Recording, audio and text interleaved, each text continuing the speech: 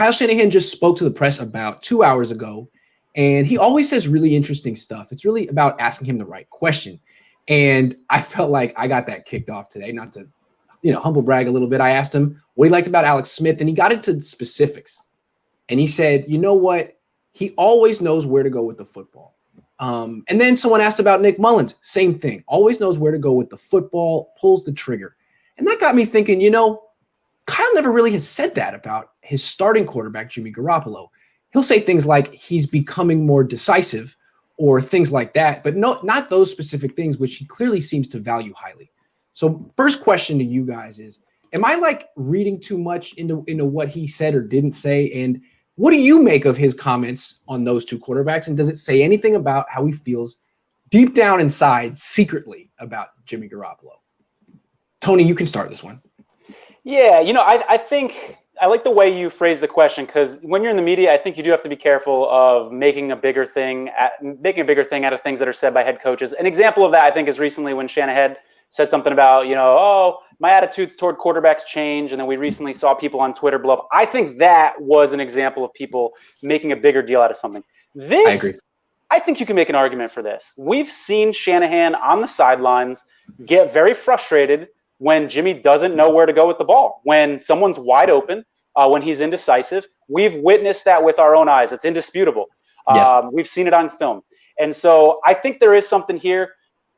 I think a good secondary question is Shanahan saying this subconsciously because this is how he feels in the deepest part of his heart?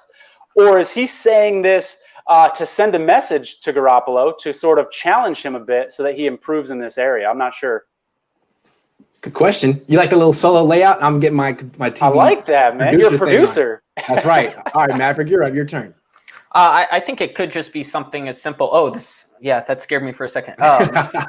Just giving Mullens some confidence. You have a backup that I know we're going to touch on later. Like, this is a must-win game for the Niners, and you need to give your guys some confidence. That is something Mullens does better than a lot of backups in the NFL. And I don't know if it's necessarily a dig at Garoppolo. I think it's just he likes that trait in Mullens, and he wants it to keep improving because he needs to develop Mullens a little more if he does want him to be in that 26 to 35 range of quarterbacks in the NFL, which is where I think he can get to. Yeah, to me, it's just an interesting thing because Kyle's very particular in what he looks for in a quarterback. He wants a tough quarterback. He wants a guy who can read the defense at like a coach-like level. He wants a very smart guy who's tough and is also aggressive and pulls the trigger and doesn't pass up on open guys. That's what he's looking for.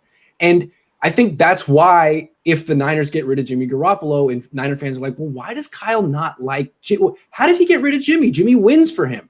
It's because of stuff like this. I mean, Jimmy is an indecisive quarterback. How many times do you see him drop back, reach the top of his drop, and not know where to go with the ball and just stand there? More than you see that with Alex Smith or Nick Mullens. And maybe that's a stylistic thing. And, in big picture, Jimmy wins, so live with it. But Kyle can't. Kyle is a stickler on the details, and for whatever reason, Jimmy just isn't that kind of guy. He's not a cerebral quarterback. He doesn't know where to go with the ball every single time. When he was at his best in 2017, he could ad-lib. If he didn't know or if the number one read wasn't open and he couldn't figure out where number two was, he could buy time. That's not who he is anymore. And the other thing Shanahan said about Mullens in particular is that he's starting to make off-schedule plays. You think, well, Shanahan doesn't like that. Well, I think he does like it, especially if the quarterback who is making the off-schedule plays is the kind of quarterback who can read the defense and let it rip when it's open. When it's not, you got to be able to do something. Jimmy isn't really that guy anymore. Maybe Nick can become that guy. I just thought it was interesting. When you hear Shanahan give specific praise, I always think, who has he not said this about? I don't know. Yeah, I think there's some people watching this, Grant, who are probably rolling their eyes saying, oh, Sure. Here Grant goes again. He's Absolutely.